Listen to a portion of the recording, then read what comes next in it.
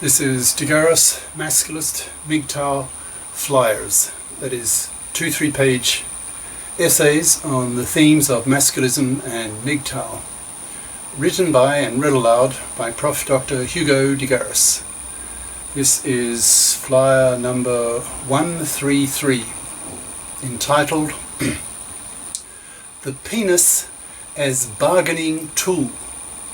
Description: this flyer shows how men can reverse the traditional strategy of women, that is, trading use of their vaginas for male protein, by giving women penis and attention only if they are FIPs. Fluffies are ignored by MGTOW/masculists as punishment for being manslavers. The text itself. The penis as bargaining tool. For millions of years, women have traded use of their vaginas for male protein. That is, women evolved to become the sexiest of mammals in order to be able to bargain with men so that men would give them protein that men had hunted. Women were tied down with useless infants or were frequently pregnant and could not hunt for themselves. This dichotomy of roles became so locked in over thousands of generations that women's brains evolved largely to be childminders and bribers of men. But in the 60s, something extraordinary happened, something monumental. Male genius invented the contraceptive pill, and suddenly women were able to reliably control the number of kids they wanted, and they wanted 0, 1 or 2 in most cases. This caused a revolution in the distribution of tasks amongst the sexes. Women were now able to have a career window of some 40+ years. Men were freed from being the sole breadwinner of the family, which relieved him of a lot of the stress if he got fired or wanted to work less to go back to school to get qualified for a different job, so that he was not locked into a financial cage doing something he hated for the rest of his working life. Men started waking up and realized that now that women can work, they must work, because anything else is simply parasitism on men's labor. Men who thought like this after the 60s were called masculists, the obvious male equivalent of the word feminist. So masculists were men's livers, men who pushed for men to be freed from manslavery by women. In the 70s and 80s, large numbers of women moved into higher education and careers and became FIPs, that's a masculist word for financially independent persons, so that they could share the burden of earning the living for the family. Such women were capable of coping financially for themselves, so did not need to find some manslave to parasite upon to be able to afford to live in a middle-class house to raise her kids in, her primary function in her biological life. So many of these fit women stayed single in their 20s, thinking that they could put off their mothering phase of life into their early 30s before their fertility window began closing in their mid-30s, aka otherwise known as biological clock ticking. Since they were in their 20s, FIP, and had the pill, they chose to be sexually active, which radically changed the sexual ecology for men. Prior to the pill and effective contraception, men pay the price of being manslaves to women in order to get regular sex. That was the bargain that men made for many generations. But with FIP women and the pill, men suddenly had plenty of women they could sex with. They got female sex for free, without having to pay the terrible price of being a manslave to a fluffy parasite, at least for young men in their 20s, regarding young women also in their 20s.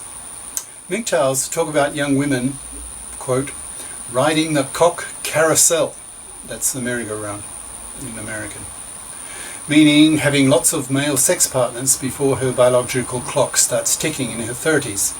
A recent survey at a British university showed that the average 21-year-old female student had over 30 different penises in her.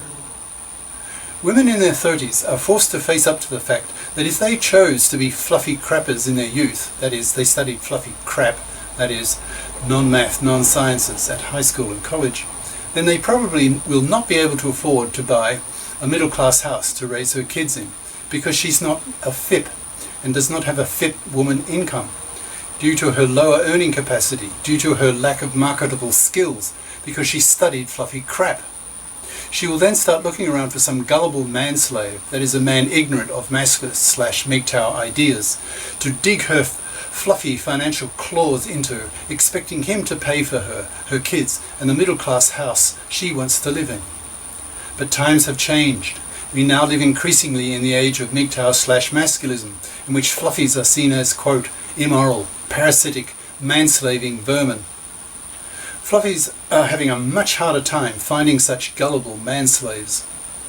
We live in a gender tween age at the moment, between the era of traditional roles where the man was the sole breadwinner and the woman the childminder on the one hand, and the era of the FIP society that the masculists are politically pushing for, where all adults are FIPs and are socialized to be so by parents, by teachers, by professors, by journalists, by gender politicians, by general social expectation. But we don't yet live in a FIP society. The large majority of young women today in high school still choose to study fluffy crap, which means that they end up being fluffies in their 30s and hence looking for some manslave to sexploit.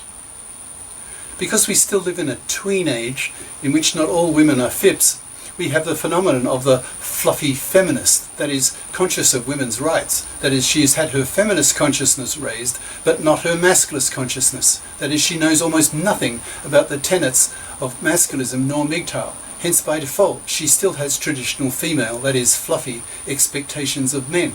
That is, she sees men still as cash machines for women.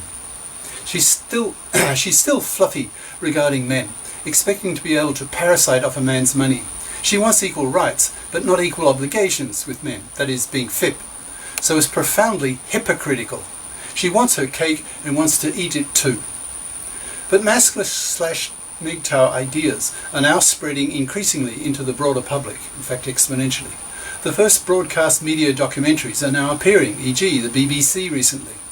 MGTOW/masculists are rapidly increasing in numbers due to the toxicity of the divorce courts, taken over by the fluffy feminists and made so men unfair that young men have learned from their fathers not to marry, not to have kids, and to spend their money on themselves, not on fluffies, who will roughly, with one chance in 4, financially massacre them in the divorce courts, taking his kids, his house, getting child payments and alimony, so that she remains a parasite on him after the divorce, the way she was before the divorce. Ad-libbing here. Fluffies are hated by masculists.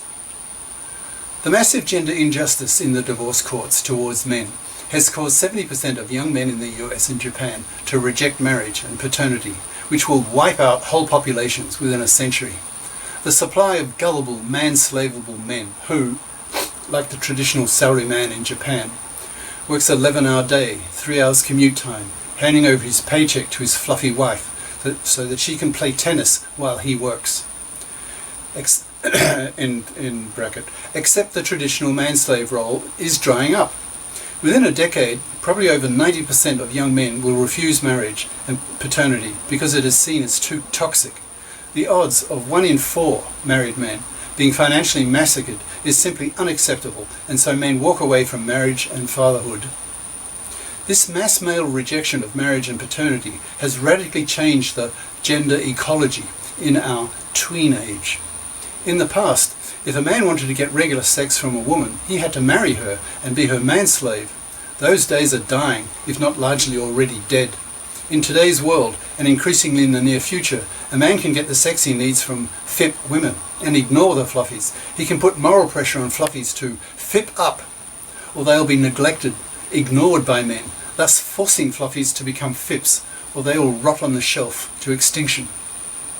This ignoring of fluffies is one of the principal social/political strategies of the masculists, with their slogans, quote, "Be FIP or be manless," quote, "No calculus, no baby," etc.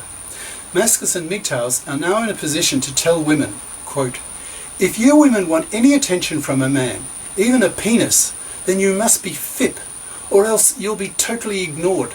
That's the condition, the bargaining tool, that we men impose upon you for you to even get some of our male attention. We punish fluffies by forcing them to rot on the shelf to extinction. We don't go near them. We fuck only FIPs, and that puts pressure on fluffies to become FIPs. We masculists/MGTOWs use our penises as bargaining tools to force women to stop manslaving. Those fluffies who continue to try to manslave to capture some gullible male fool so she can live off his money will die out. Their genes will be removed from the gene pool, selecting women who have genes which make them be more FIP-like and hence more acceptable to men, who have had their MGTOW/masculist consciousness raised, that is, refuse to be manslaves to fluffy vermin. So the takeaway message of this flyer to the women reading it is that, quote, if you want male attention, male penis, then you have to be FIP and pull your own financial weight. Otherwise, there's no deal, no penising from men, no attention from men, only a poor, manless, loveless, babyless half-life. Lonely, miserable, and socially shunned as society as a whole wakes up to the horrors of manslavery and pushes to wipe it out by wiping out fluffies who sustain it. With fluffies wiped out, manslavery is wiped out, so that men can be freer, which is what masculism is all about, by definition. Cheers. Prof. Dr. Hugo de GARIS. Email profhugodegaris@yahoo.com. Website profhugodegaris.wordpress.com. YouTube channel name de GARIS, Masculist, MGTOW, Flyers.